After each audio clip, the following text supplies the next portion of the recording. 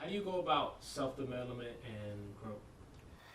Well, as human beings, what we are is information. So what we have to ask ourselves is how are we going to collect all that information? Now, there's a lot of tools out there like reading, right? And reading is amazing. And reading is going to give you a lot of information. But then we have to ask ourselves, whatever we're reading, is this true? Is this the right facts? Is this the right beliefs? Because not only are we information, we are also our beliefs. Whatever it is we believe. So then the next step after you start reading is you need to actually go apply the information we learn. So we have to ask ourselves, how are we going to use this information and when are we going to use this information? And then once we use it, once we actually go into experience that information in real time, then we have to use our awareness and we have to reflect. Ask ourselves, was this helpful? Did it work?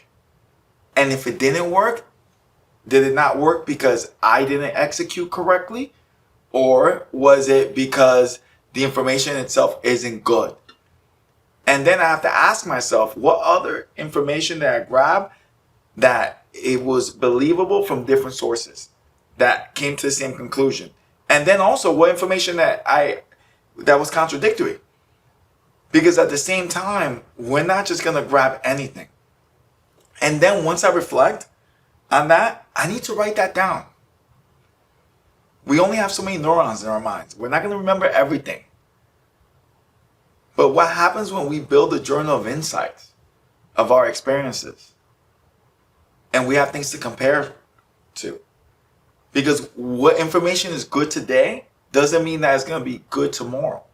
Because change is inevitable in life. But growth, that's optional. Who I was yesterday is not who I am today, and who I am today is not who I'm going to be tomorrow. Because I self-develop and grow every day. And then what happens when we constantly repeat all this knowledge and insights that we actually gather, which then turns into wisdom? Then it becomes unconscious competence. And just to give you guys an understanding of what unconscious competence means, is that I don't even have to think about it, and I'm going to perform well. Do you see how important that is? But in order to reach unconscious competence, you first have to consciously become competent, which means you have to practice that skill. Then you have to become good at that skill. You have to consciously always look to get better until it becomes second nature. And what happens when you constantly are achieving new skills? And now we built a list of skills that we're good at. How competent are we as a human being? And if we're competent, then that means that we have a strong character. Because a strong character is that comes from confidence. And then what about trust? Then you trust yourself because you know the work you put in. You've earned it. And then what happens when you start using all these skills in real time, in life, in whatever your avocation is? Avocation meaning what you do for a living. And then imagine if you become so good in your avocation that whatever your vocation is, whatever it is that you really love to do, you're able to create something with it and then work doing what you love. That's when people talk about passion turning into purpose. What are the possibilities? Are endless. So in order to get what you want in life, you have to self-develop. You have to grow. Because you don't get what you want. You get what you are. Who you are. You attract it. And where are we going to grow these skills? If I want to do this and I want to accomplish that, chances are I've never done it. So I can't go from thought because thought is an opinion. I have to develop my knowing. But the only way to develop my knowing, I have to go do and jump into the unknown. Into what I don't know until I know it. But we all get that feeling. And a lot of us, when we relate to that feeling, it's a fear and anxiety. But that same feeling could be excitement and confidence. It could be a thrill. What would happen if we were to change our perspective about growth? What would happen if we would learn to enjoy our challenges? Our philosophy at Gift Fitness, easy, correct, and enjoyable. Because we do what's hard and it feels hard until it feels easy. We understand that everything in this world, as long as we put practice to it, as long as we put repetition to it, becomes easy. And we develop that self-awareness through the weights. Then from the weights, we give out books. Because it's not just physical awareness that's born, then mental awareness. Then through the conversations, emotional awareness develops. Because through our environment and the quality of our people, which is good human energy, a lot of people are surprised at how kind, compassionate, empathetic, loving, stoic, intellectuals our members are. Because we train and educate, but in the whole life experience. And then energetic fitness. It's the ultimate joy to give when we're doing things for others. What we love to do is to model what human excellence is, and human excellence is giving. Whether you're giving your time, whether you're giving a donation, whether you're sharing your vocation, whether you're teaching, whether you stop to point someone in the right direction, whether the supermarket, whether you go and you console someone, maybe going through a breakup. Because we've all have wisdom and insights. We've all lived a lot. Now it's just about sharing. But you cannot do that without growth. And the ultimate skill you need to develop growth is awareness. You need to self-observe every day. And you need to earn every day. And have that understanding that it's a lifelong process of learning. But how awesome is that? Life never gets boring. It's always discovery. Something new in your life is always being born. And what happens when every single day is an adventure of learning? Living in your awareness. You should find out.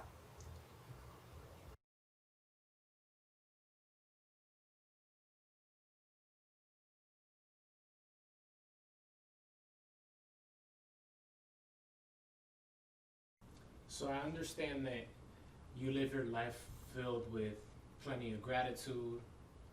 You're incredibly compassionate, and more importantly, you're also very vulnerable with your truth, who you really are. And so in that regard, I see that what you mentioned is read, pick up a book, build on that knowledge that you have, and the books are fundamental for that. How did you start that process of picking up a book and reading so voraciously how you do? Well, I was very fortunate. Part of what we talk about is we have to supermodel. That means model the right thing all the time. And the reason why that's so important is because as human beings, we're mimetic creatures. So we learn from watching others and seeing others do. I met a human being who has been a lifelong reader for 20 plus years. And when I saw his communication skills and I saw his level of his intellect, and I discovered what was possible. Because you have to understand, in life, there is constant potential happening around us. Whether it's within yourself, whether it's with another person, whether it's a situation. And if you're paying attention to that potential, the possibilities of what can be are endless. And they don't happen every once in a blue. They happen every day. I promise you. It's never who you think is going to help you that helps you. It's always the person who you don't think is going to help you that you help that knows the person who ends up helping you. But that only comes from experiencing the idea of what can be. So once I see another human in front of me that has accomplished and achieved something, I understand we're all made up of the same things. So automatically, if they can do it, so can I. And what I constantly personally teach others, and why I keep aspiring to do so much, is because if I can do it, so can everybody else. I'm part of the synchronicity and the synergy that is called humanity. I'm not here to stand out. I'm here to be a part of. I'm here to contribute. I'm here to give. I'm here to elevate my brothers and my sisters. Because everything I've obtained is been obtained to give, to be an example of, to show others what's possible, what they can do. And all you have to do is engage with life. Set the right intention, pay attention, and just go do. Be surprised. Don't think anymore. And if we understand thoughts, unless we've experienced something, that means we don't know it. So those thoughts are just opinions. We don't have to hold on to any thought that doesn't push us forward. Let those thoughts go by. Wait for that thought that is going to push you forward. Get to a place that you understand that just because you're having thoughts, it doesn't mean that that's your identity. Your identity is whatever you choose.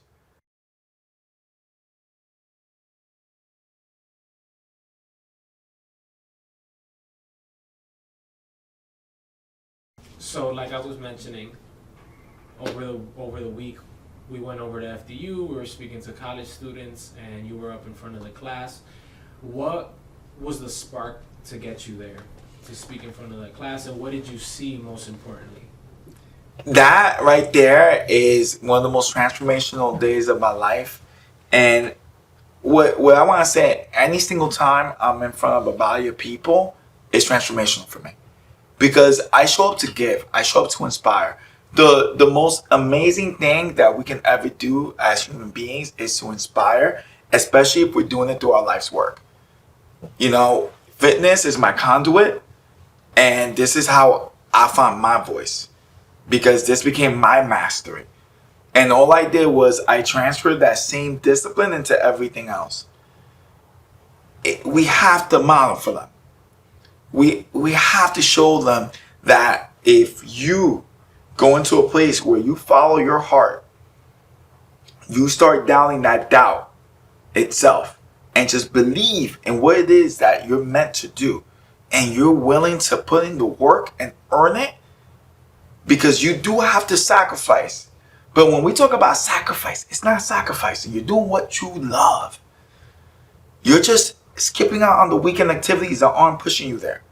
You're just skipping out on the social engagements that aren't moving that needle in that direction.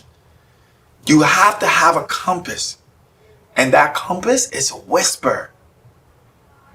You have to be able to drown out all those loud voices, because distractions are everywhere in this world.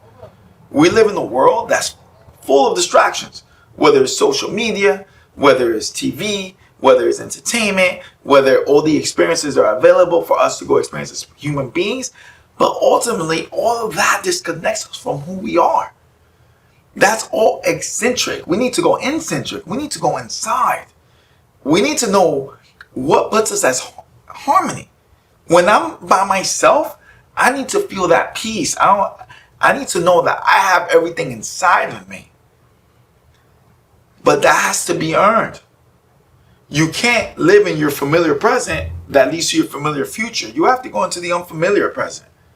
You have to go do things that you've never done in your present. Because this is the thing, we're born into this world not knowing what our gift is. So the only way to discover what your gift is, you have to explore.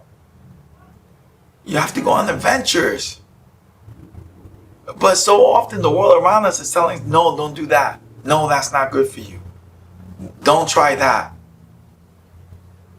No, try it all. Be a kid. Go play. Go have fun. And then see what makes your heart come alive. See what fills your heart with energy. See what's that thing that when you're done doing it, it's the end of the day and you're going to bed, you can't wait to wake up already. And then when you wake up energized, just ready to shoot out the door. because you can't wait to go work on that thing. So I really wanted to let those kids know to take advantage of the resources that are in that school, to go and try everything out, because they're being exposed to a lot. But nobody at that time teaches us to pay attention. And it's not our parents' fault either, because they're doing the best they can from what they know. So it's important that people like us get in front of them to show them what we know, because we discovered it. We did it. So we're coming from a place of knowing. Not a place of aspiration, but a place of accomplishment. So we need to share our experiences, our stories with them. We need to let them know that we were there where they were at, and that we didn't have it figured out. That we didn't just come into this world knowing, that we had to discover. But once we discovered, we didn't let go. And once the first obstacle, the first challenge, the first tribulation, we endured. We took the journey. We learned that life is about the journey. See, everyone's always so focused on the outcome and the destination. No, life is progress and journey. That's the real joy. It's your life's work when you look back and you have your little battle scars. You think about the risks. You look back and you're like, wow, I did that. And that's where meaning and fulfillment comes in. And if you really get to that place of extraordinary life, when you look around you, you're not by yourself. There's amazing people around you. There's amazing people that you did great things with. And the best part is, everyone's always looking to be in charge. No, you guys serve together. You guys all just have different roles. It doesn't matter who's who and what's what. And again, I'll tell you, once you get to this level, it's no longer individual at all. Now, I find always asking myself and the people around me, what can our organization do to help your organization? So it becomes bigger than that. So all these things that we're searching for and we're striving for on an individual schedule, it eventually becomes a team schedule. It becomes interconnected. So don't waste too much time there. Prepare as fast as you can so you could come see the synchronicity of the world. When you have interconnected organizations working together and building and creating the most amazing environments and experiences that grow the human soul. There's no bigger the joy than when you're contributing to that. It doesn't. Look, I tripped up on the word because that's how exciting it is. It's not even a word, it's a feeling. Feel what my heart is telling you. Feel it. Come alive. Discover.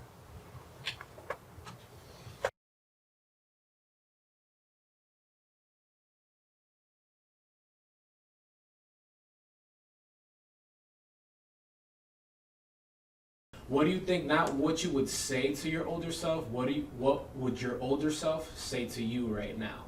And, maybe what would that response be? What do you think? So if my older self went back and talked to my younger self, do it all the same. Don't change a thing. Because I would never, ever give up the people in my life. And to ask for a different past is to give up everybody who I have in my life now. No way. There would give my life meaning, fulfillment. I've become who I've become for them, not for me. It's not about me. So I tell them, enjoy even more. Because when you get here, we have a lot of work to do. So get out of your system.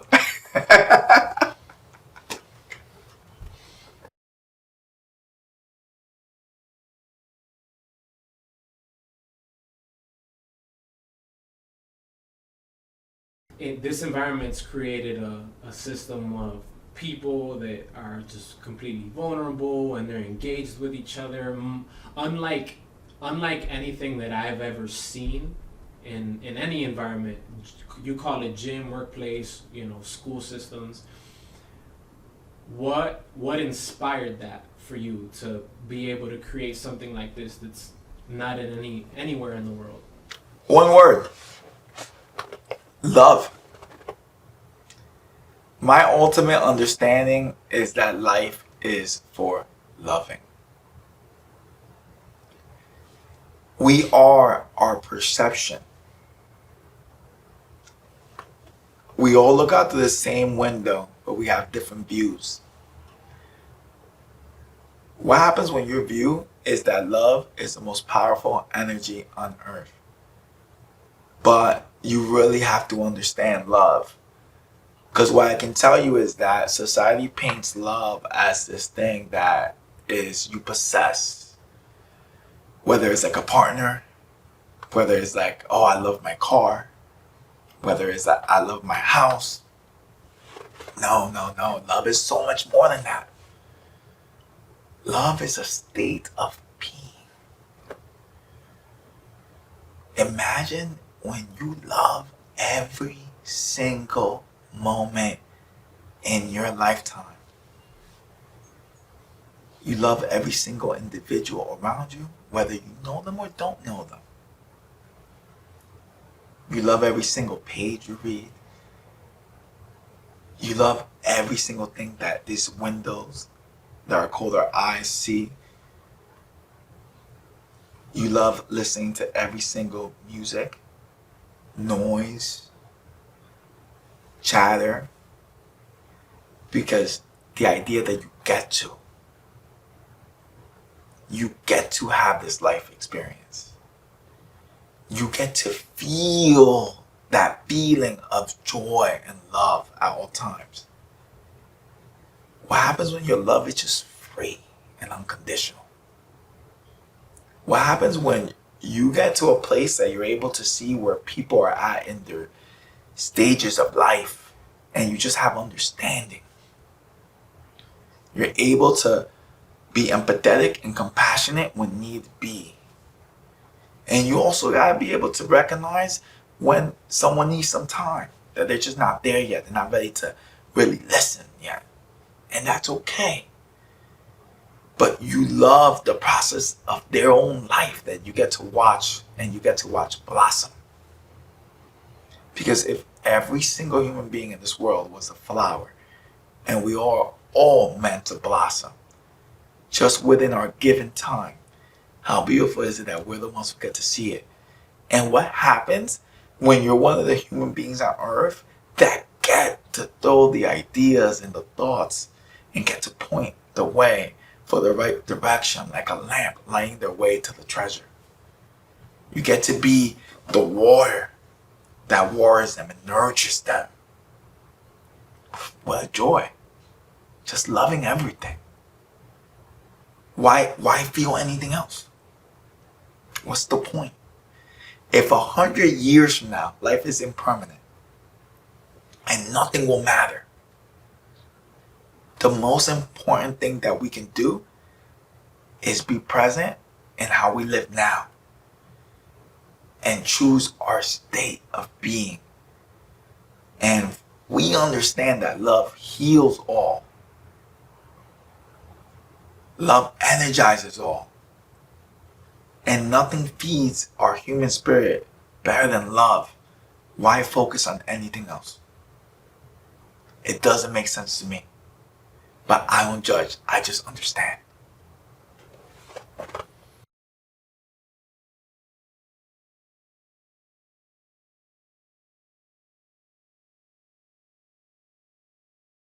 In that regard, I see it as though the only thing that we can take, the only thing we should do here while we can is give love, and the only thing that we do take with us is going to be the love that we gave to others.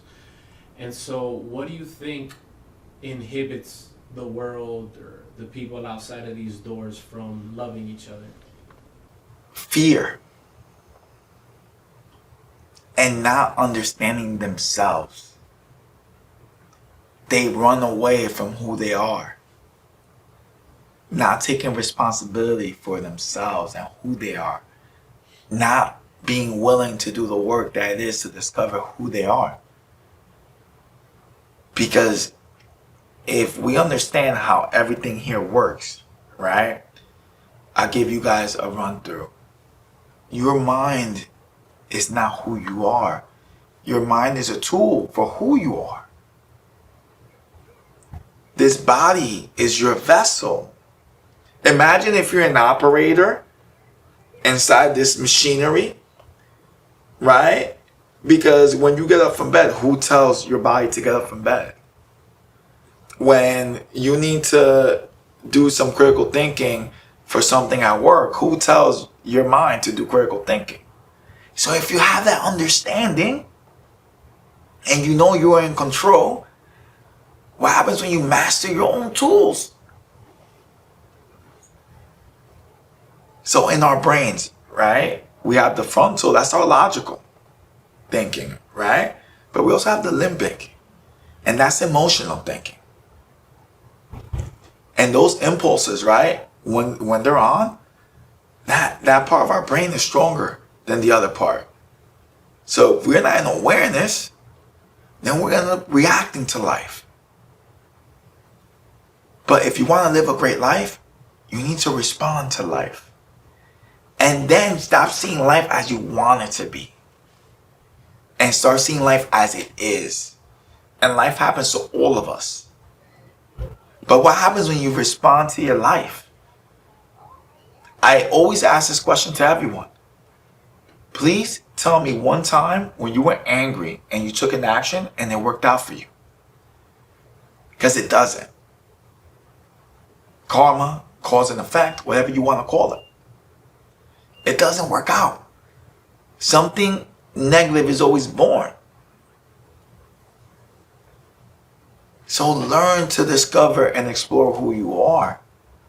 Learn that when you feel an emotion, you don't have to act on it. And if the emotion doesn't go away, then ask yourself, am I replaying a thought in my mind that I'm focusing on that's keeping me there? So if I understand that, what happens if I choose a different thought? And that's level 1 mastery. Level 2 mastery, there is no good and bad. See, because if I'm searching for happiness, that means that sadness is on the other side. If I'm searching for achievement, that means disappointment is on the other side. So get to a place where you're just being. You're just okay with whatever outcome. You're just enjoying the ride. So forget happiness. Let's focus on the feeling of joy. It's a feeling. That's a state of being. Focus on joy. And when things come, we all have responsibilities. Enjoy to do your responsibilities. Because our belief is that everything must be easy, correct, and enjoyable in life. Simple. Everything in life. Because when you have to take care of something, the only time it becomes hard is when you ignore it. That's when anxiety grows, because you're not paying attention to what you need to take care of. But what happens when you take care of things right away? And what happens when you do it correctly right away? See, because a lot of us will take action, we'll move, but are we doing the correct thing? There's doing things right, and then there's doing the right thing. Let's do the right things from the gate. That way we don't have to backtrack, lose any time. And then watch yourself enjoy everything in life. But then what happens? Every single day you're making an improvement. Every single day you're making an achievement. Every single day you get a small win. Those things add up. What happens when that's your habit? To work on yourself in your life every day. What does your life transform into? What happens when you stop ignoring yourself? What happens when you stop going everywhere else, right? Because you're going to all these places where you don't need to be, and you just go to where you really need to be, which is taking care of yourself and the people around you. Life builds on that. Foundations are one brick at a time. But if there's nobody laying down those bricks, it's not just going to come, because opportunity, when it comes, it's because you're prepared. But how many people are given opportunities but not prepared? So the preparation is the key. And when you start all those little achievements, those little wins, then character, competence are born. And the more self-trust you have, the more confidence you have on taking care of business and being able to do anything. But you gotta start somewhere. So start small. Stop ignoring it. Everybody wants to go for that big win, no, you need to deserve the big win. You need to deserve that big opportunity. You need to put in the legwork. I'm a phenomenal public speaker now, but that's 4+ years later. I'm an incredible businessman now, but that's 5+ years later. Everything happened with time. Nothing ever came from not being consistent and disciplined. What I can tell you is my formula. I built this body, was the first thing I ever built. I was like, I'm building this no matter what. Like, listen, I had a vision, I visualized it, I conceived the idea, I achieved it. So then I received the world recognizing that I built a fit body. But that came to disciplinary action. The conscious awareness, the action needs to be taken, and I took it every day. So everyone says pain or regret or pain or discipline. No, it's love of discipline or pain or regret. Then I just learned that whatever I decide to become disciplined at, I'm going to become great at. It just takes time. So decide to become disciplined at one thing. Achieve being great at it. Put so much work and effort into it that it becomes effortless. Feel that, and then transfer that to everything else you do in life. Watch how easy life becomes.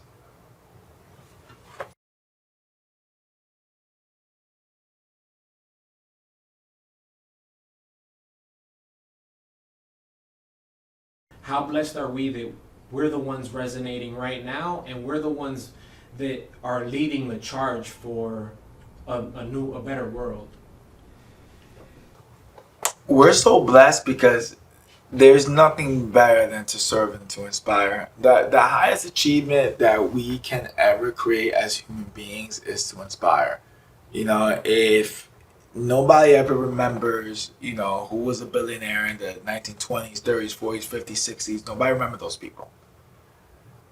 But people will forever remember people that inspire. Gandhi, Martin Luther Jr. King, Winston Churchill, Picasso, Matisse, Marc Chagall, Alfred Nobel, Steve Jobs, Elon Musk, Warren Buffett. You can go on and on. And the reason why they inspire, it is because they became who they are without influence of others. They are true to themselves. That's what it takes. Goya, oh my God! I just remember reading about him, and he was better than all the artists in the courts, and he knew. So all these amazing people, they knew before everybody else did. But instead of giving into fear, they had the courage and the confidence to stay true, to stay the course, because they said, you know what? There's a better way. And everyone deserves to know this better way. Everyone deserves this information, this knowledge, this wisdom. Everyone deserves to know that they have a choice. So what I can say about us is that all we did was make a decision. And that's the simplicity of it. It's not even complicated. Everyone overcomplicates things. Geniuses, they're not born. They're made. Someone becomes a genius because they obsess over one thing. And eventually, when you obsess over one thing more than anyone else in this world, nobody's gonna know it the way you see, the way you know it. It's impossible. So they can't see what you can see. See, talent can hit the mark on what everyone can see, but genius hits the mark on what nobody can see. That's what makes it genius. That nobody around you can see it because you put so much time into it. But because nobody can see it, it takes a lot more work.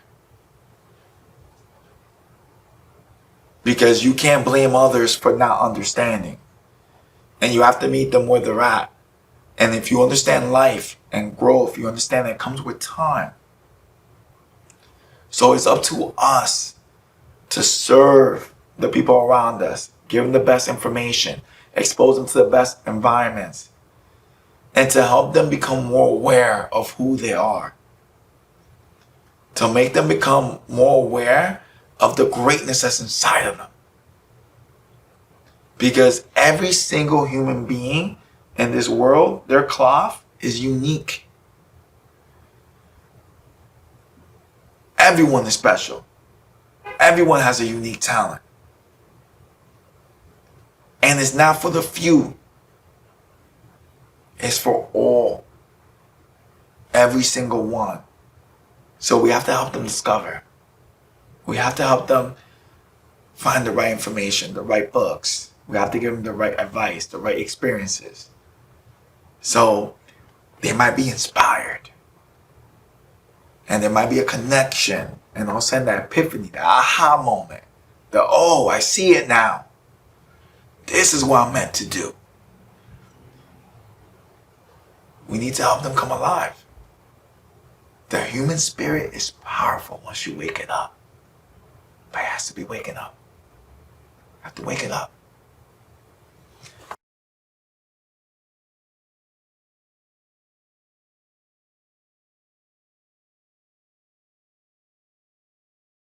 So to the millions that are out there that are going to watch this and resonate with this one way or another, either through my voice or your voice, or so be it. What's the first step for them getting their voice out there and having it connect with the world? Because it's one drop in the ocean at a time. To believe. They have to believe it first. Presence is powerful. They have to believe it. It's the first step. Once you believe it, it's amazing. Once you ask yourself the right question with the belief, all of a sudden your mind just starts putting it all together. You just have to pay attention. And then all of a sudden you're seeing the opportunity here that's going to connect you to here, to there, to there. Because what I can tell you is if 5 years ago you would have told me that I was going to be exactly where I'm at right now with all the different businesses in my life and this enterprise and these amazing people, I couldn't tell you that. But what I can tell you is that every single time I saw opportunity, I jumped. Nobody needed to push me. I just jumped. I didn't even look down. I just jumped into everything. When Chelsea said, Juan, you need to train me because you have a great body, I said, yeah. When other people started coming up to me saying, hey, Juan, I want to train with you at the park, I said, yeah. When I was like, oh man, winter's coming. You know what? Let me go ask somebody if they want to open up a gym. I didn't think about it. I just did it. Yeah. When I said, well, I need to do something big. And I met a principal at a bar. And I said, let me talk at your school. I got a message to share. And he said, yeah, I can make that happen. I was like, let's do it. when that same principal told me he was gonna have a speech ready for me, and it was time to go on the stage, and he goes and he looks at me, and I'm asking him like, "Hey, you got that speech ready? I can't wait to speak." And he's like, "I had it on my way here, and then I threw it out. I think it's better if it comes from the heart. You're gonna be great." I didn't turn around. I didn't leave.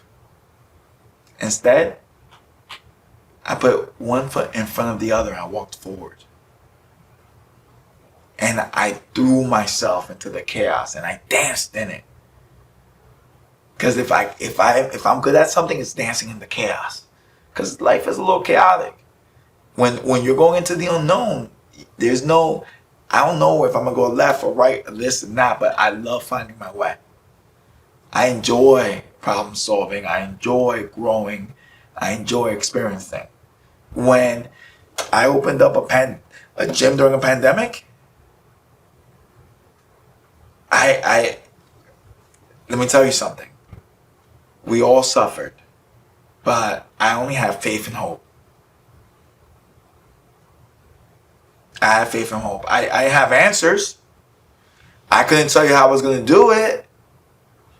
I couldn't tell you that when they finally allowed us to be at parks, I was going to be working from 7 a.m. to 9 p.m. at night. And with the protection of the divine, the universe, creator, whatever anyone believes, I didn't get sick through that whole time. It's just miracles. It's one miracle after another. When I decided to write a kid's book to impact more people, when I decided to go into the corporate world because I want to explore that world and see what's out there, because I'm just exploring the world. I'm just seeing it with my own eyes, through my own experiences. When I started life coaching, when you and I started to have this conversation, we started this journey, I just jump. I never know the outcome. I'm just enjoying the journey. I'm enjoying doing the labor, the legwork. I don't know what the fruit's gonna be of anything that we do. I'm just enjoying doing it because I know someone has to do it. And I don't mind it being me. If I can serve throughout my whole lifetime and inspire others to be the best version of themselves, to show them what's possible, I can't wait to keep climbing up this mountain. But the best part about climbing up the mountain is all the people I'm gonna bring up. Because I'm gonna share what I know with everyone I come across. If someone gets my attention, I give. Doesn't matter who it is.